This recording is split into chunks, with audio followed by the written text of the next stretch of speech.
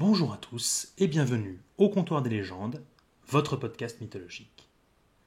Aujourd'hui, j'aimerais vous emmener une fois encore dans les chaudes terres d'Afrique, vers l'un des berceaux de la civilisation.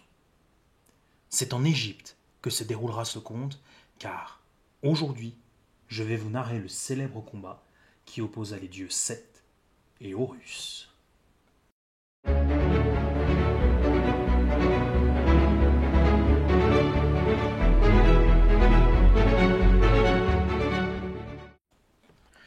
En des temps immémoriaux, régnait sur l'Égypte Osiris, le dieu pharaon.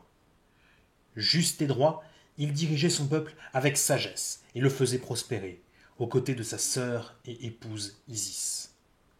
Mais, alors que l'Égypte florissait, dans l'ombre de son frère, le dieu Seth était jaloux. Désireux de s'emparer du pouvoir et de faire ainsi ses preuves, Seth piégea Osiris et l'enferma dans un coffre qu'il jeta dans le Nil. Isis, affolée par la disparition de son époux, remua ciel et terre pour le retrouver. Grâce à l'aide d'autres dieux, elle y parvint et cacha la dépouille dans un marais pour le ramener à la vie. Mais Seth trouva le corps et, fou de rage, le découpa en morceaux. Une nouvelle fois, Isis parvint à retrouver toutes les parties du corps d'Osiris et le ramena à la vie, mais pour une nuit seulement. Les deux époux souverains conçurent alors un fils, Horus, le dieu faucon. Arrivé à l'âge adulte, Horus découvrit ce que Seth avait fait à son père. Furieux, il demanda qu'un tribunal soit constitué et qu'on lui remette le trône d'Égypte. Les tribuns rassemblés furent Ré, le dieu du soleil, Thoth, le dieu de la sagesse, et Chou, le dieu de l'air. Seth, maintenant au pouvoir, argua qu'Horus, n'étant pas entièrement humain du fait de sa tête de faucon, n'était pas digne de régner et représenterait un danger pour l'Égypte. Horus, quant à lui, arguait qu'un trône pris par le sang n'était en rien légitime. Thoth et Chou se rallièrent à l'avis d'Horus. Mais Ré, contrarié de ne pas avoir été consulté le premier, prit le parti de Seth, car plus âgé qu'Horus. Le conseil n'étant pas unanime, les deux rivaux durent se départager. « Le trône me revient de droit, en vertu de ma force toute-puissante, proclama Seth. Qu'Horus prouve qu'il est plus fort que moi, ou qu'il renonce à s'asseoir à jamais sur le trône d'Égypte. Défie-moi donc au sein de n'importe quelles épreuves, et, après t'avoir successivement fait mordre la poussière, tu devras comprendre que tu es le plus faible de nous deux, répondit Horus. Cependant, Seth ne fit pas preuve de la moindre once d'honnêteté. Lors de chacune des différentes épreuves l'opposant à Horus, Seth tricha et fut proclamé vainqueur pour toutes. Isis, ayant assisté à ces épreuves, commença à douter des capacités de son fils à surmonter la perfidie de Seth. Elle décida de tendre un piège au dieu du désert. Elle l'enferma dans une cage lors d'une des épreuves de course en char, où Seth tentait de tricher une fois de plus. Isis voulut d'abord le tuer pour en finir avec les incessantes épreuves imposées par Ra. Elle le prit cependant en pitié et laissa Seth en vie quand celui-ci, qui restait son frère, la supplia de l'épargner. Horus, furieux de cet acte qu'il considérait comme une trahison de la part de sa mère, non pas parce qu'elle n'avait pas tué Seth, mais parce qu'elle n'avait pas cru qu'il était capable de se débrouiller seul, entra dans une colère noire. D'un geste rageur, il trancha la tête d'Isis, la tuant sur le coup. Fort heureusement, Thoth intervint rapidement et ramena Isis à la vie avant que son âme ne quitte son corps. Cette action valut à Horus le mépris des autres dieux, qui ne pouvaient cautionner aucune violence contre sa propre mère. Pour le punir, ils décidèrent qu'il y aurait une ultime épreuve et que c'est Seth qui la choisirait. Épuisé par tout ceci, Horus décida de se retirer au sommet d'une montagne, loin de tous, pour se reposer correctement avant l'épreuve.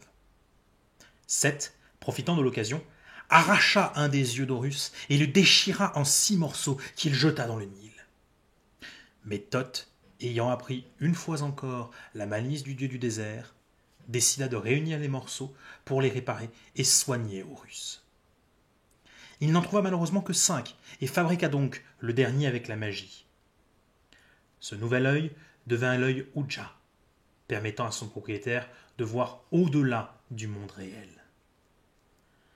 Au matin, Seth décida que la dernière épreuve serait une course de bateaux.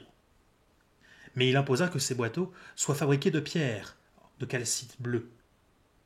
Comprenant que cela ne marcherait pas, Horus s'essaya aux tactiques de son rival et fabriqua en secret un bateau de bois qu'il recouvrit de plâtre ressemblant à la calcite. Pour fabriquer le sien, Seth trancha le sommet d'une montagne qu'il jeta dans le Nil. Bien sûr, l'embarcation coula aussitôt, contrairement à celle d'Horus. Et les dieux, qui assistaient à l'épreuve, se moquèrent du dieu du désert. Furieux d'être le sujet de raillerie, Seth se changea en hippopotame et attaqua Horus et son bateau, qui se brisa, révélant ainsi la supercherie. Le dieu faucon prit rapidement l'avantage sur son oncle, mais les autres dieux intervinrent avant qu'il ne puisse le tuer. Ils jugèrent les deux concurrents à égalité, Horus ayant triché et Seth ayant été mauvais perdant. Cependant, le dilemme n'était toujours pas réglé. Certains dieux considéraient Horus comme trop jeune pour régner, du fait de son impulsivité et de la violence dont il avait fait preuve à l'égard de sa mère. D'autres en avaient assez des tricheries et des mensonges de Seth. Indécis, Ra, Thoth et Shu entrèrent en contact avec Osiris dans l'au-delà, lui demandant son conseil. Ce dernier, après mûre réflexion, déclara que Seth, ayant acquis son trône en tuant son frère, ne pouvait régner, et que c'était donc à Horus que revenait la souveraineté sur l'Égypte. De plus, pour appuyer ses dires et soumettre le jury à son avis, Osiris fit descendre le soleil et les étoiles dans le monde des morts, plongeant l'Égypte dans l'obscurité. Les dieux se rallièrent donc tous à l'avis d'Osiris, et Horus fut proclamé roi d'Égypte. Seth, quant à lui, fut banni dans le désert. Néanmoins, son histoire ne s'arrêta pas là. Il trouva en effet une voie de rédemption en rejoignant son grand-père, Ra, sur sa barque solaire, et en le protégeant avec la déesse Sekhmet, du serpent géant Apophis, qui tentait chaque nuit de s'en prendre au dieu solaire. C'est ainsi que s'achève cette histoire. J'espère qu'elle vous aura plu, vous aura intéressé et intrigué. N'hésitez pas à la partager à vos proches, que ce soit à la belle étoile ou bien le long du chemin. En attendant, je vous souhaite une excellente journée et je vous dis à bientôt au comptoir des légendes. Et n'oubliez pas que c'est mené par nos histoires que nous dirigerons notre avenir.